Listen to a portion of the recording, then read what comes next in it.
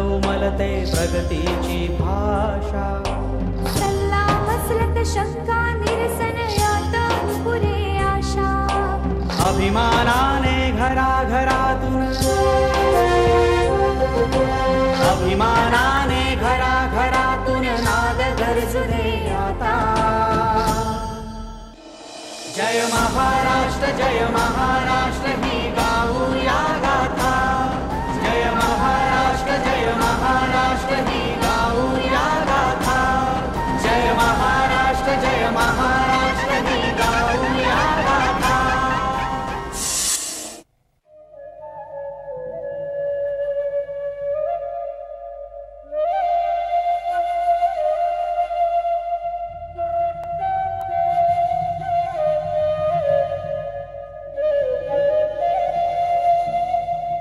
आदिवासी बहुल, नक्षलदृष्ट्या संवेदनशील, दुर्गम, मागास असलेला गोंदिया जिल्हा जलसंपन्न आणि वनसमृद्ध आहे।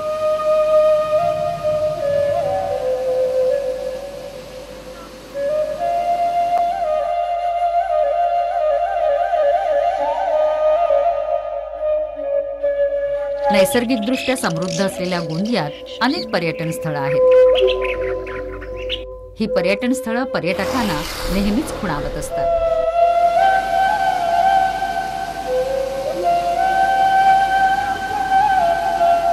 गोंदियापासून 55 किलोमीटर अंतरावर असलेल्या आदिवासी बहुल आणि मागास सालेकसा तालुक्यातील नवाटोला हे आदिवासी गौंड बहुल समुदायाची वस्ती असलेलं गाव। 125 उंबरठ्यांची वस्ती असलेल्या नवाटोलाची लोकसंख्या अवघी 857। नवाटोला गावाला लागूनच जंगल आहे।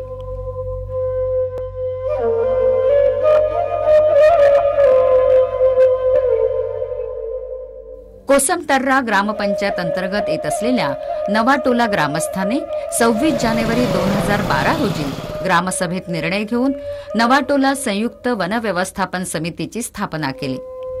या समितीत 15 सदस्य काम करत आहेत। वन विभागानं नवाटोला गावालगत असलेलं 250 हेक्टर जंगल या समितीकडे संरक्षण आणि संवर्धनासाठी दिलं। या समितीनं या जंगलात वृक्ष लागवड आणि संगोपनासोबतच चराईबंदी, कुऱ्हाडबंदी केली। वनराई बंधारे बांधून पाण्याची अडवणूक केली। वन संवर्धनाचे अनेक उपक्रम ही समिती राबवत आहे।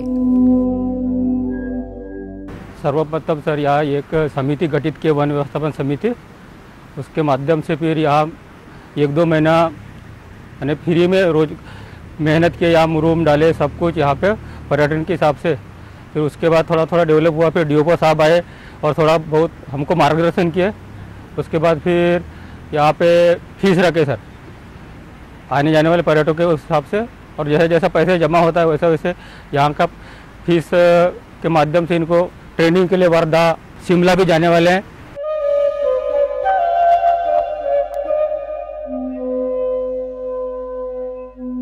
हजराफाल इको टुरिझम जे आहे या ठिकाणी विशेषतः रविवारला आणि शनिवारला ज्या दिवशी शासकीय सुट्टी वगैरे असते त्या दिवशी पर्यटकांची विशेष गर्दी असते। आणि या ठिकाणी आपण जे नवाटोला गावातील जे बेरोजगार युवक युवती आहेत त्यांना आपण प्रशिक्षण दिलेलं आहे। मनाली येथे माउंटेनरिंगची ट्रेनिंग दिलेली आहे 18 लोकांना, आणि गोवा येथे वॉटर स्पोर्टचं ट्रेनिंग दिलेलं आहे। ते लोक या ठिकाणी प्रशिक्षित लोक या ठिकाणी पर्यटक जे येतात त्यांना मार्गदर्शन करत असतात, आणि या ठिकाणी शांतता आणि सुव्यवस्था, डिसिप्लिन व्यवस्थित राहावी यासाठी हे लोक आमचे कार्य करत असतात। या ठिकाणी विशेषतः करून छत्तीसगड आणि मध्य प्रदेश या राज्यातून विशेष करून लोक येत असतात। आणि या दिवसामध्ये आपण झिपलाईन, रोपवे या ठिकाणी लावलेला आहे। आणि हजराफाल इको टुरिझम येथे येणारे जे पर्यटक लोक आहेत त्यांच्याकडून सर आम्ही जे प्रवेशद्वार आहे, हजराफालचा जो प्रवेशद्वार आहे त्या ठिकाणी प्रति जे पर्यटक आहे त्यांच्याकडून आम्ही 10 रुपये प्रवेश शुल्क घेतो। त्याचबरोबर वाहन शुल्क घेतो, पार्किंग फीस 20 रुपये। आणि झिप लाईन आता सुरू झालेली आहे, त्याच्यानंतर लोरोप कोर्स ॲक्टिव्हिटीज आहेत। या पैशातून मिळणारा जो कलेक्शन आहे त्या पैशातून या ठिकाणी जे रोजगार जे गाईड लोक आहेत त्यांचा आम्ही त्यांना पेमेंट करत असतो। हायरोप कोर्सच्या ॲक्टिव्हिटीज लावलेल्या आहेत। याच्यानं आता येणाऱ्या दिवसामध्ये सर ज्या दिवशी जास्त गर्दी असते जसे शनिवार रविवारला त्या दिवशी पोलीस विभागाकडनं आम्हाला जर बंदोबस्त मिळाला तर या ठिकाणी शांतता आणि सुव्यवस्था भांडण तंटे होऊ नये यासाठीच्या या ठिकाणी आणि पर्यटक लोक वाढतील अशी आमची अपेक्षा आहे। या संयुक्त वन व्यवस्थापन समितीनं वन विभागाच्या मदतीनं जिल्हा पर्यटन समितीकडून मिळालेल्या निधीतून हाजरा फॉल या पर्यटन स्थळाचा कायापालट केला आहे। हे पर्यटन स्थळ पाहण्यासाठी मोठ्या प्रमाणात मध्य प्रदेश, छत्तीसगड आणि राज्यातील अनेक पर्यटक आकर्षित होत आहेत।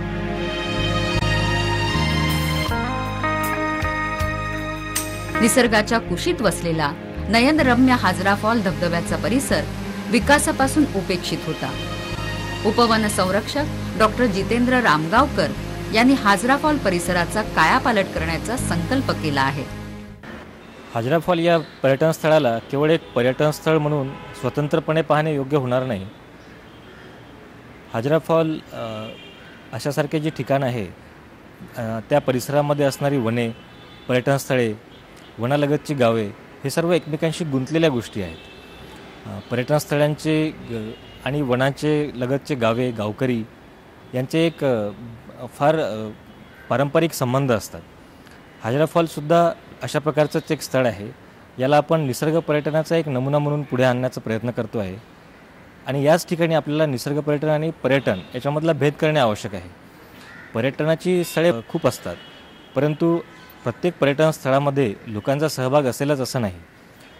निसर्ग पर्यटनाची हीच वैशिष्ट्य आहे की प्रत्येक निसर्ग पर्यटनाचं स्थळ हे त्या नजीकच्या गावाच्या लोकांचा, गावकऱ्यांचा त्यामध्ये सहभाग असणे अत्यंत आवश्यक आहे आणि केवळ सहभागच नाही तर त्या स्थळापासून त्या परिसरातील संस्कृतीसुद्धा लोकांपुढे आली पाहिजे आणि त्या सर्व ॲक्टिव्हिटीचा त्या लोकांच्या उपजीविकेमध्ये काहीतरी योगदान असलं पाहिजे आणि लोकांचं त्याच्यामध्ये एक हिस्सेदारी असली पाहिजे।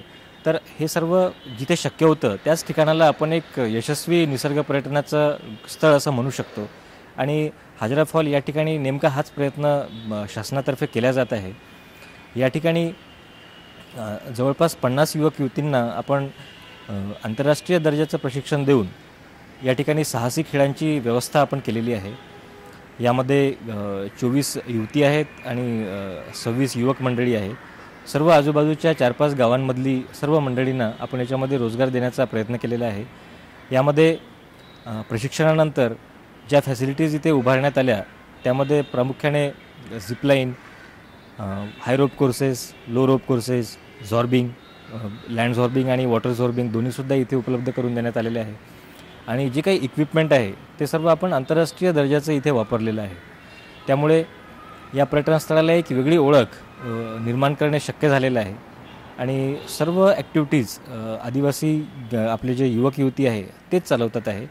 सर्व फॅसिलिटीज गावकऱ्यांच्या आणि ग्रामसभेच्या मालकीची आहे आणि त्यामुळे एक शाश्वत स्वरूपाचं एक व्यवस्था इथे निर्माण झालेली आहे। स्थानिक संस्थांचा सहभाग अशा कार्यक्रमांमध्ये अत्यंत आवश्यक असतो।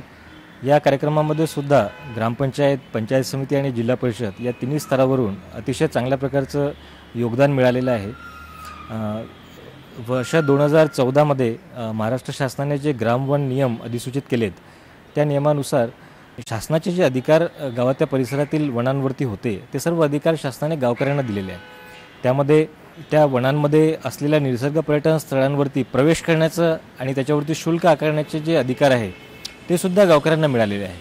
त्याचाच आधार घेऊन या ठिकाणी गावकऱ्यांनी ही व्यवस्था मेंटेन केलेली आहे आणि पर्यटकांपासून प्राप्त होणारं जे शुल्क आहे त्यातून जे युवक इथे काम करतात त्यांना त्याच्यामधून मानधन दिलं जातं आणि सर्व परिसराची देखभाल केली जाते। नागपूरवरनं हे पर्यटन स्थळ जवळपास 200 किलोमीटर दूर आहे। विमानाने जर यायचं असेल तर नागपूरला आपल्याला उतरावं लागेल आणि तिथून 200 किलोमीटर बाय रोड आपण येऊ शकता। रेल्वेने यायचं असेल तर गोंदियाला रेल्वे स्टेशन आहे, गोंदियापासून 60 किलोमीटरवरती हे पर्यटन स्थळ आहे आणि सोबतच दरेकसा म्हणून सालेकसा तालुक्यातलं एक ठिकाण तिथेसुद्धा एक रेल्वे स्टेशन आहे आणि त्या रेल्वे स्टेशनवरून फक्त 10 किलोमीटरवरती हे पर्यटन स्थळ आहे। सद्यस्थितीत तिथे राहण्याची व्यवस्था नाही परंतु येणाऱ्या काळामध्ये टेंट अकॉमोडेशन आम्ही तिथे लावण्याचा प्रयत्न करतो आहे आणि गोंदिया जिल्ह्यामध्ये बोदलकसा या ठिकाणी MTDC तर्फे एक रिसॉर्टची व्यवस्था करण्यात आलेली आहे. ते जवळ 3 स्टार रिसॉर्ट तिथे उपलब्ध करून देण्यात आलेलं आहे पर्यटकांच्या सोयीकरिता. हाजरा फॉलकडे जाण्याकरिता प्रवेश शुल्क गेटवरती आकारण्यात येतं. त्यानंतर ज्या ॲक्टिव्हिटीज पर्यटकांना करायच्या असतात त्या ॲक्टिव्हिटीनुसार प्रत्येकाला वेगळे चार्जेस त्याच्यामध्ये द्यावे लागतात. सर्व व्यवस्था संगणीकृत आहे आणि अत्यंत पारदर्शकपणे त्याचे रेकॉर्ड मेंटेन केले जातात. हाजरा फॉलचे प्रमुख आकर्षण म्हणून एक झिपलाईन तिथे आहे, जी जवळपास 350 मीटर लांबीची झिपलाईन आहे. मध्य भारतातली ती सर्वात लांब अशी झिपलाईन आहे आणि संपूर्ण व्यवस्था जी आहे ती आंतरराष्ट्रीय दर्जाची आहे.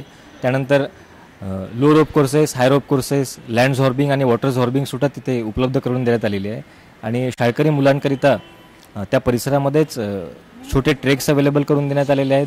आणि सोबतच साहसी पर्यटकांकरिता हाजरा फॉल ते कचारगड गुफा असा सुद्धा ट्रेक उपलब्ध करून देण्यात आलेला आहे. या पर्यटनस्थळाच्या विकासाकरिता जिल्हा नियोजन समिती आणि जिल्हा पर्यटन समिती यांच्या माध्यमातून निधीची व्यवस्था करण्यात आली होती आणि संपूर्ण कामाचं नियोजन जिल्हाधिकारी आणि माननीय पालकमंत्री यांच्या मार्गदर्शनाखाली करण्यात आले.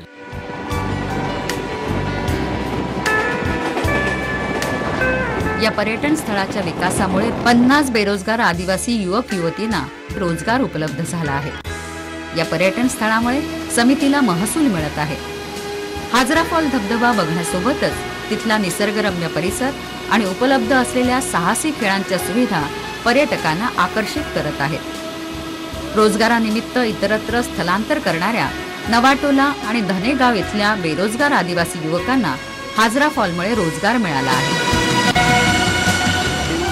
गोंदिया जिल्ह्यामध्ये वनालगतची गावे जास्त असल्यामुळे युवक युवतींना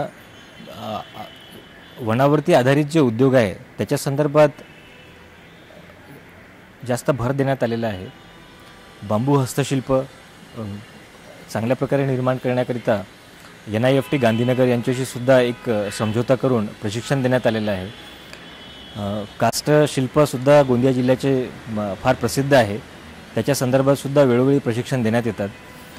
आता सध्या स्थितीमध्ये गोंदिया जिल्ह्यामध्ये उत्पन्न होणारा 1 लाख हा जो वस्तू आहे त्याच्या महिला ज्या असतात गावांमध्ये त्यांना त्याच्या बांगड्या आणि चांगल्या पद्धतीच्या शोभिवंत वस्तू तयार करण्याचं प्रशिक्षण दिलं जात आहे.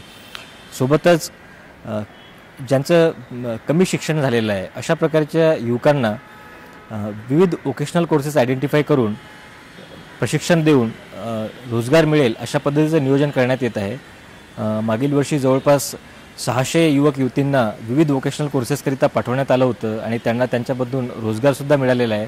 यावर्षीसुद्धा जवळपास 3000 युवक युवतींना विविध वोकेशनल कोर्सेसमध्ये पाठवून रोजगाराची व्यवस्था करण्याचा नियोजन आहे. जास्तीत जास्त पर्यटकांना आकर्षित करण्याकरिता आता सोशल मीडियातर्फे आम्ही थोडंसं मार्केटिंग करत आहोत. ब्रॉशर्स बनवलेले आहेत आणि पोस्टर्ससुद्धा विविध ठिकाणी लावण्यात आलेले आहेत. व्हॉट्सॲप, फेसबुक आणि ट्विटरच्या माध्यमातून सुद्धा मार्केटिंग करण्याचा आमचा प्लॅन आहे.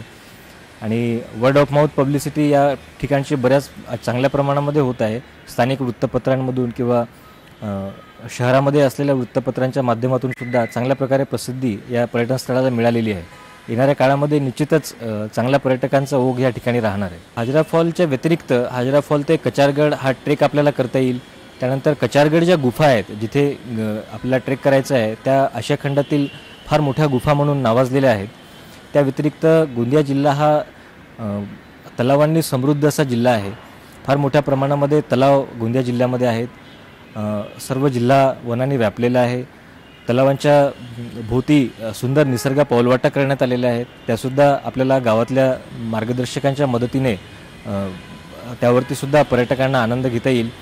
आणि सोबतच काही ठिकाणी वॉटर स्पोर्टची सुद्धा व्यवस्था करण्याचा जिल्हा स्तरावरती प्रयत्न केला जातो. यामध्ये नवेगाव नागझिरा व्याघ्र प्रकल्प जो आहे तो सुद्धा नावारूपाला येत आहे आणि पर्यटकांचा फार मोठा ओढ नवेगाव नागझिरा व्याघ्र प्रकल्पामध्ये सुद्धा असतो. आणि येणाऱ्या पर्यटकाला एक चांगल्या प्रकारचं सर्किट म्हणजे व्याघ्र भ्रमंती सोबतच साहसी पर्यटन व ट्रेकिंग या तिन्ही गोष्टी करता येतील अशा प्रकारचं नियोजन जिल्हा पर्यटन समिती आणि जिल्हा प्रशासनातर्फे यापुढे करण्यात येणार आहे. या ठिकाणी काम करणाऱ्या सर्व युवक आणि युवती यांना National Institute of Mountaineering Manali आणि National Institute of Water Sports Goa या ठिकाणी त्यांच्या ज्या स्किल्स आहेत त्याचं प्रशिक्षण देण्यात आलं. पर्यटकांशी कसं वागायचं, त्यांच्याशी कशाप्रकारे समन्वय साधायचा आणि त्यांना साहसी खेळांबद्दल कशाप्रकारे माहिती द्यायची आणि त्यांच्या सुरक्षिततेची कशी काळजी घ्यायची हे सर्व प्रशिक्षण त्यांना देण्यात आलेलं आहे.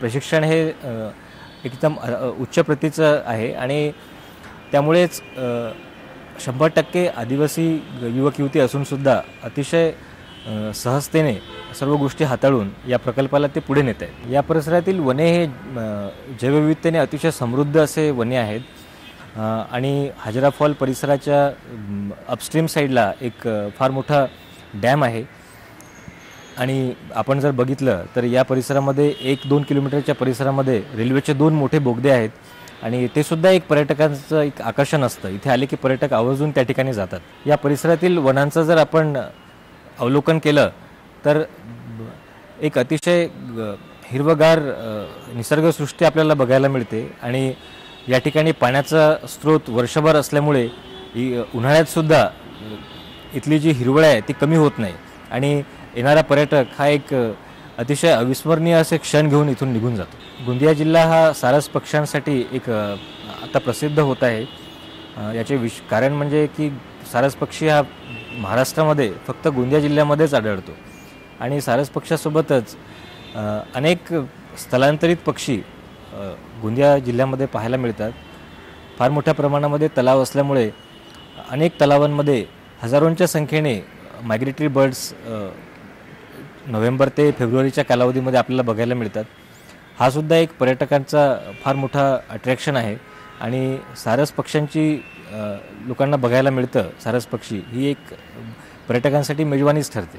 गोंदिया जिल्हा हा महाराष्ट्राच्या पूर्वेला असलेला एकदम टोकाचा जिल्हा आहे, परंतु जवळपास 50%च्या वर वनसृष्टी असलेला आणि जैवविविधतेने नटलेला असा हा जिल्हा, ज्यामध्ये भरपूर मोठ्या प्रमाणाने तलाव आहेत आणि साहसी खेळ, निसर्ग सौंदर्य, धबधबे, तलाव, वॉटर स्पोर्ट्स, राहण्याची उत्तम व्यवस्था आणि पर्यटकांच्या सोयीनुसार सर्व प्रकारची व्यवस्था जिल्ह्यामध्ये आहे.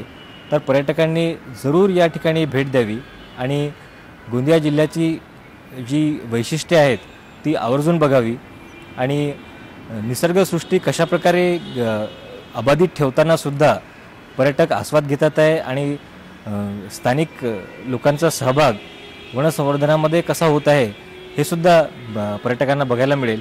तर निश्चित लोकांनी या जिल्ह्याला भेट द्यावी आणि स्थानिक लोकांचं मनोबल वाढवावे, जेणेकरून पुढे येणाऱ्या काळामध्ये सुद्धा इथली हिरवळ आणि इथली जी निसर्गसृष्टी आहे ती अशीच अबाधित राहील आणि अबाधित राहूनसुद्धा लोकांना त्याची उपजीविका आणि त्यापासून होणारे फायदे मिळत राहतील.